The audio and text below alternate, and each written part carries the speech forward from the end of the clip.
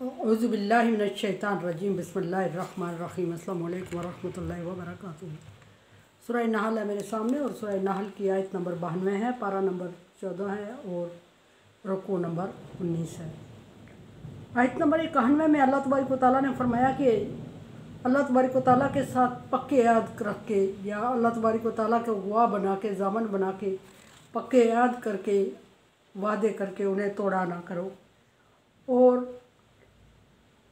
ये भी कि कोई अल्लाह तबारक व तआला से तुम कोई चीज़ पोशीदा नहीं रख सकते। अल्लाह तबारक व तआला तुम्हारे दिलों के राज को जानता है, तुम्हारे ख्यालात को जानता है, तुम्हारे हालात को जानता है। इसका मतलब ये हुआ कि अल्लाह तबारक व तआला ने मना फरमाया कुछ ऐसे किसी ग्रुप से मुखातिब हैं जो कि धोखे और फरेब से कस्में खा के दूसरों को मनवा के नुकसान दिया करते थे। बहरहाल डिटेल पीछे गुजर चुकी है। आगे देखते हैं कि वला तकूनु कल्लती नक़ज़त ग़ज़लहा मिन बाद कुव्वतिन अनकासा। उस औरत की तरह मत हो जाओ उस औरत की तरह मत हो जाओ जिसने सूत को इंतहाई मेहनत से खूबसूरती से काटा और जब वो मज़बूत बन गया और काम की चीज़ बन गई और मज़बूत डोरी में बटा गया और अब उसके फ़ायदे का वक्त आया तो उसने उसको अचानक तोड़ के ज़रा ज़रा करके धागा धागा करके रुई रुई करके फेंक दिया। क्या इससे कोई ख़ास औरत मुराद है? ये भी नहीं कहा जा सकता, लेकिन बाज़ रवायात में है कि अरब में एक औरत पाई जाती थी जो कि जुनून की हद तक ये काम करती थी और ज़हनी तौर पे वो अपसेट थी और जुनून की हद तक इंतहाई मेहनत से वो सूत काटती थी और जब वो काट कर सूरत काम का बन जाता था तो जब तैयार होता था तो अचानक उसको तोड़ के वो रेज़ा रेज़ा करके फेंक देती थी। बहरहाल ये बात कोई इतनी मुस्तनद नहीं है। जो भी है, अगर यही बात मुराद ली जाए कि वो औरत ज़हनी तौर पे अपसेट थी तो फिर ये मुराद ली जाएगी कि जो लोग अल्लाह तबारक व तआला के साथ अल्लाह तबारक व तआला को ज़ामन रख के याद व पैमा करते हैं किसी से और फिर वो तोड़ देते हैं तो वो ज़हनी तौर पे अपसेट हैं और अपना ही नुकसान कर रहे हैं। जिस तरह के उस औरत ने ज़हनी तौर पे अपसेट थी तो उसने इंतहाई मशक्क़त और मेहनत की और मेहनत को वही बंदा ज़ाया करता है जो ज़हनी तौर पे जो मुकम्मल नहीं होता, नॉर्मल नहीं होता।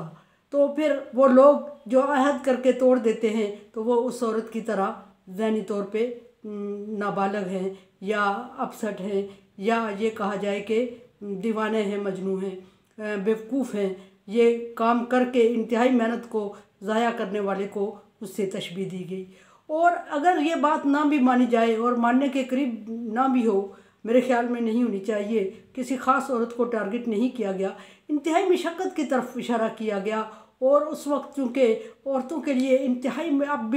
अब तो हर मशीनरी आ गई है, लेकिन औरतों के लिए इंतहाई मेहनत तलब काम होता था, मशक्क़त तलब काम होता था कि वो मतलब रुई के गालों को या कपास के फूलों को जमा करके फिर हाथ वाली जो मशीन होती थी मैनुअल, उससे वो उसको इंतहाई मशक्क़त से धागे की सूरत में तैयार करती थी, बढ़ती थी। और फिर वो बेवकूफ़ औरत होगी जो इंतहाई मशक्क़त और मेहनत से उसको तैयार करने के बाद जब वो काम की चीज़ बने तो उसको ज़रा ज़रा करके फेंक देती थी। तो इंतहाई मशक्क़त के ज़ाया होने की तरफ इशारा है कि जो तुम इंतहाई मेहनत और मशक्क़त कर रहे हो और कस्में उठा के दूसरों को यकीन दिला रहे हो, जिस चीज़ के बारे में उन्हें मजबूर कर रहे हो और मनवाने की कोशिश कर रहे हो, और इंतहाई मशक्क़त से जिस तरह की उस औरत का काम मशक्क़त से तैयार हुआ, इसी तरह तुम्हारा काम मशक्क़त से तैयार हुआ और जब वो पाया तकमील तक पहुँच गया तो तुमने उसको ज़ाया कर दिया। ऐसे ही होगा जिस तरह उस औरत का पाया तकमील तक पहुँचा हुआ काम ज़ाया हुआ और उसकी मेहनत उसके काम नहीं आई। इसी तरह झूठी कस्में खा के किसी को मनवा के किसी काम पर पाबंद करके किसी काम को पाया तकमील तक पहुँचाओगे तो उस वक्त अल्लाह तबारक व तआला की तरफ से उस पर मुसीबत ऐसी आएगी कि वो तबाह बर्बाद हो जाएगा और ज़रा भी तुम्हारे काम नहीं आएगा। अनकास का मतलब होता है नकासा, अनकासा यानी कि तोड़ देना, ज़ाया कर देना और किसी काम का ना रहना मुराद है। फिर फरमाया कि तत्ताहिज़ूना ऐमानकुम दखलन बैनकुम तुम आपस में एक दूसरे के साथ अहद व पैमान को पक्का करने के लिए कस्में खाते हो और मजबूत अहद व पैमान करते हो, और वो सिर्फ अगर दिखावा हो। बाज़ ग्रुप ऐसे भी थे, आले मक्का की बात हो रही है, जो दिखावे के लिए और किसी को मुतमईन करने के लिए। यहाँ फरमाया कि दहल हम बैनकुम, आपस में एक दूसरे को मुतमईन और तसल्ली करने के लिए और 100% तसल्ली देने के लिए कस्में खाते हो। बाज़ दफ़ा अल्लाह तबारक व तआला की कस्में खाते हो, बाज़ दफ़ा कुरान पाक की कस्में खाते हो, बाज़ दफ़ा रवायात में ये भी कि अपने किसी प्यारे की कस्में खा के उनको मनवाते हो, जिनकी कसम तोड़ने का चांस नहीं होते हैं, उनकी कस्में खा के मनवाते हो और आपस में एक दूसरे के साथ मायदे करते हो, अहद व पैमा करते हो और एक दूसरे को मुतमईन कर लेते हो, तसल्ली दे देते हो। और फिर अनतकून उम्मा या अरबा मिन उम्मती, और फिर उस वक्त उसको तोड़ देते हो कि जब तुम्हें उससे कोई मालदार पार्टी नज़र आती है या दूसरी तरफ अपने ज़्यादा मफादात, बात डिटेल पीछे गुजर चुकी है इसकी, कि जब कोई उससे मालदार नज़र आता है पार्टी जिससे तुम्हारे अहद व पैमा हुए थे, या बाज़ दफ़ा कोई मजबूत मालदार ना भी हो, मजबूत नज़र आता है सियासी तौर पे और पार्टी वाइज मजबूत नज़र आता है, या ज़्यादा मफादात वाबस्ता होते हैं उससे, तो फिर पहले वाले को से अहद तोड़ते हुए ज़रा भी देर नहीं करते और जितनी मजबूती से अहद को बांधा था उतनी ही आसानी से उसको तोड़ फेंकते हो। और ये भी कि तुम्हें पीछे ये मेरे ख्याल में बात गुजर चुकी है कि अहद तोड़ने का हुक्म, अहद तोड़ने की इजाज़त है, हुक्म नहीं है, इजाज़त है, लेकिन उस सूरत में जब अहद करने के बाद ये एहसास हो, जब अहद करने के बाद इंसान को ये अंदाज़ा हो कि जो उसने अहद किया है वो अल्लाह और रसूल की रज़ामंदी उसमें नहीं है, अल्लाह और रसूल के अहकामात के ख़िलाफ़ है, तो उस सूरत में अहद तोड़ने का हुक्म नहीं, इजाज़त है। और इजाज़त भी इस तरह कि उसके कफ़ारे के रोज़े रखे जाएँ। इसके अलावा दुनियावी मफाद की खातर अगर अहद तोड़ा जाए तो अल्लाह तबारक व तआला उसको कतई पसंद नहीं करता। यहाँ बात हो रही है कि एक मजबूत पार्टी है, एक मालदार पार्टी है, तुमने कमज़ोर पार्टी से अहद तोड़ दिया और बाद में तुम्हें पता चला, समझ आई कि जिस पार्टी से तुमने अहद किया इससे तो तुम्हारे कोई मफादात नहीं, कोई फ़ायदा नहीं है, जबकि दूसरी तरफ पार्टी के साथ अगर हो जाओगे तो उससे फ़ायदा ज़्यादा होगा। तो फिर अल्लाह तबारक व तआला के हुक्म को बलाए ताक रखते हुए और जो कमज़ोर पार्टी है उसकी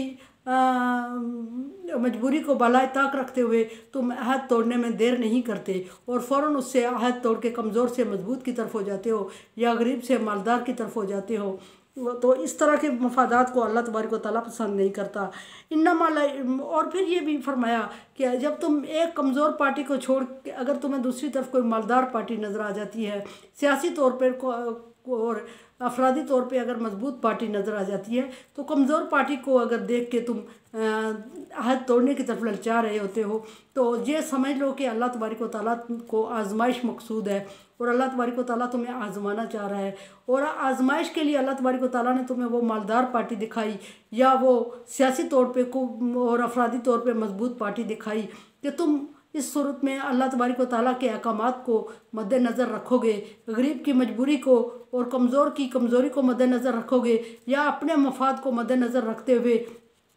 अल्लाह के साथ किए हुए अहद को तोड़ दोगे, उस पार्टी के साथ किए हुए अहद को तोड़ दोगे। और अगर तोड़ दोगे तो ये समझ लो कि दुनिया में तो तुमने मालदार पार्टी को देख के नुकसान फ़ायदे के लिए किया है और फ़ायदा और नुकसान इन मालदार पार्टियों के हाथ में नहीं है, बल्कि वो अल्लाह तबारक व तआला के हाथ में है। और अल्लाह तबारक व तआला चाहे तो तुम्हें उस मालदार पार्टी के हाथों बहुत बड़ा नुकसान दे दे और अल्लाह तबारक व तआला चाहे तो सियासी तौर पर मजबूत पार्टी के हाथों तुम्हारा बहुत बड़ा नुकसान कर दे, अफरादी तौर पर मजबूत पार्टी के हाथों तुम्हारा नुकसान कर दे, और अगर वो चाहे तो गरीब और सियासी तौर पे कमज़ोर, अफरादी तौर पे कम पार्टी के साथ हूँ तुम्हारा बहुत बड़ा फ़ायदा वाबस्ता कर दे। फ़ायदा और नुकसान कसरत अफरादी, कसरत माल, कसरत सियासी पे नहीं होता, बल्कि वो अल्लाह तबारक व तआला पर के फजल व करम से होता है और नियत के मुखलिस होने पर अल्लाह तबारक व तआला देता है। खुलूस के साथ वादे करो। आज के दौर की बात तो बल्कि अगर मौजूदा दौर में इससे कंपेयर किया जाए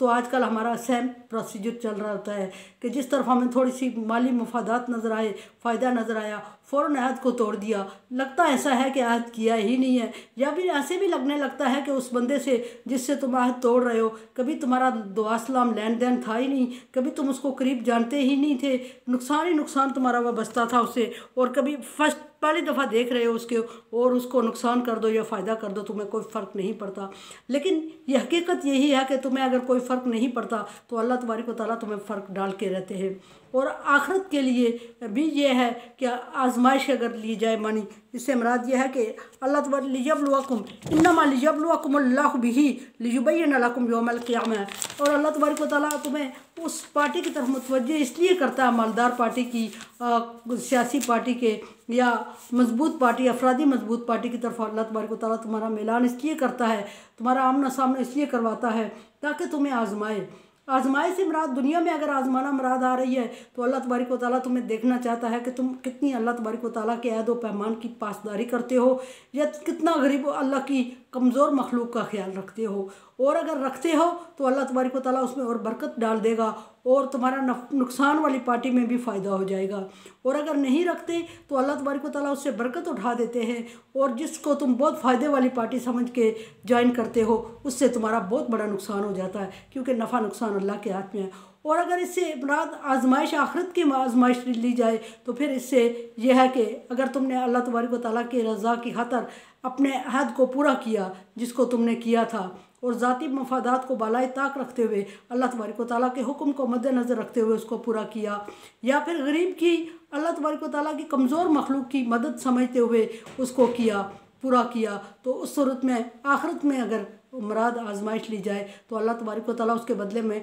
तुम्हारे अमाल में इजाफ़ा कर देंगे, नेक अमाल में, और तुम्हें बहुत बड़ा फ़ायदा दे देंगे और तुम्हें नुकसान से बचा देंगे। और ये याद रहे कि आखिरत का फ़ायदा या आखिरत का नुकसान दुनियावी फ़ायदे और नुकसान से कंपेयर नहीं किया जा सकता। दुनिया में हम उसकी कोई मेजरमेंट नहीं कर सकते कि आखिरत का एक ज़र्रे का फ़ायदा दुनिया के कितने पहाड़ के फ़ायदे के बराबर है या आखिरत का एक ज़र्रे का नुकसान दुनिया के पहाड़ के नुकसान के बराबर है, इसका हम कोई कंपेयर नहीं कर सकते। और यहाँ फिर फरमाया कि अल्लाह तबारक व तआला क़यामत के दिन उन मामलात में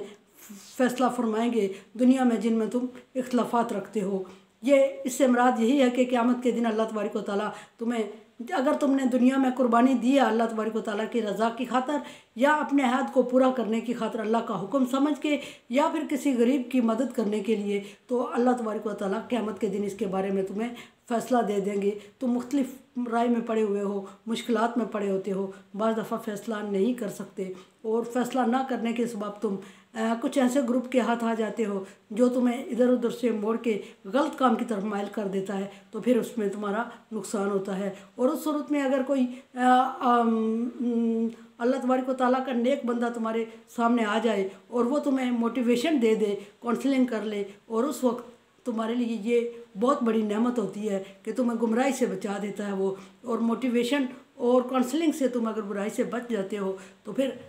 मोटिवेट करने वाले के लिए भी उतना ही अजर है जितना कि नेकी करने वाले के लिए अजर है। तो ये दुनियावी फ़वाइद को मद्देनज़र रखते हुए आयत को तोड़ने की बात हो रही थी, आयत को तो छोड़ने की बात हो रही थी। नबी सल्लल्लाहु अलैहि वसल्लम की ज़िंदगी के कुछ वाक़यात भी इसमें बयान हुए, लेकिन मुख्तसर कुरान पाक की सिर्फ ट्रांसलेशन मकसूद है। मेरे चैनल को सब्सक्राइब करें और सदका जारिया में मेरे साथ तावन करें। अल्लाह हाफ़िज़।